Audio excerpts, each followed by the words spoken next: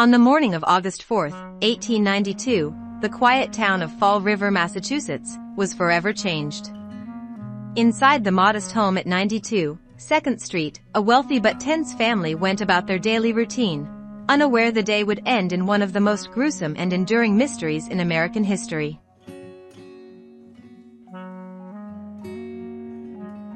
Andrew Borden, the Stern family patriarch, had built a fortune in real estate and textiles.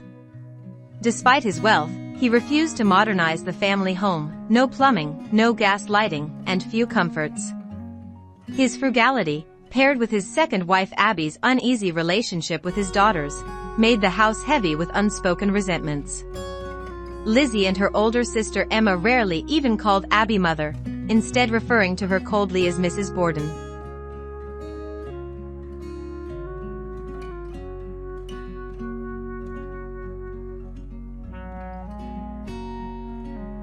The day of the murders, August 4, 1892.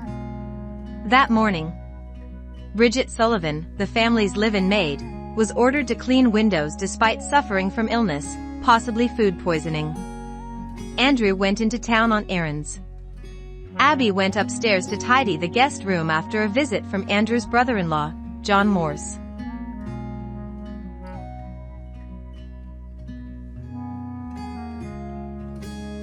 The bedrooms.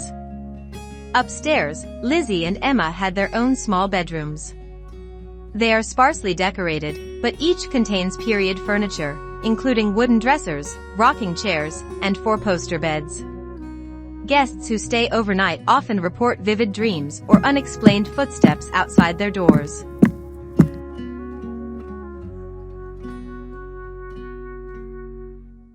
The guest room. Located on the second floor, this is where Abby Borden was murdered while tidying the bed. The room is modest, with a brass bed frame, an antique dresser, and lace curtains. A portrait of Abby hangs inside, and visitors often report feeling watched or chilled in this space. Some have claimed to see impressions appear on the bed when no one is sitting there. 2 hours later, Andrew returned home, exhausted from the summer heat. He lay down on the sitting room sofa to rest. Within minutes, he too was attacked, this time with 10 blows to the head. His face was so mutilated that one eye had been split in two.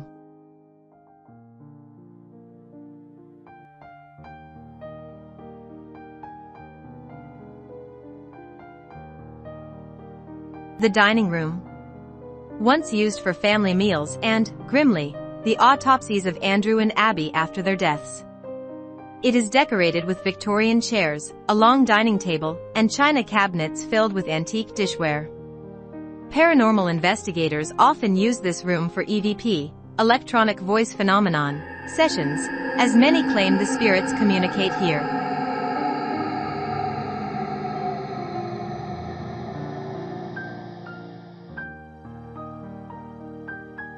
Lizzie, the 32-year-old daughter, claimed to have discovered her father's body. When Bridget rushed in, she saw the gruesome scene. Abby's body was found upstairs shortly after. Suspicion quickly turned toward Lizzie. Neighbors testified she had a bitter relationship with her stepmother, and tensions over property and inheritance had long simmered. Worse, a dress belonging to Lizzie was found burned in the stove days later. Lizzie said it was ruined with paint, but investigators weren't so sure.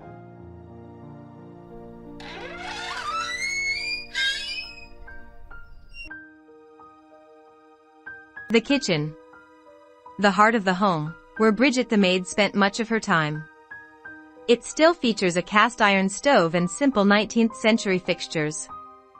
The stove itself has an eerie history. This is where Lizzie was seen burning the infamous dress shortly after the murders.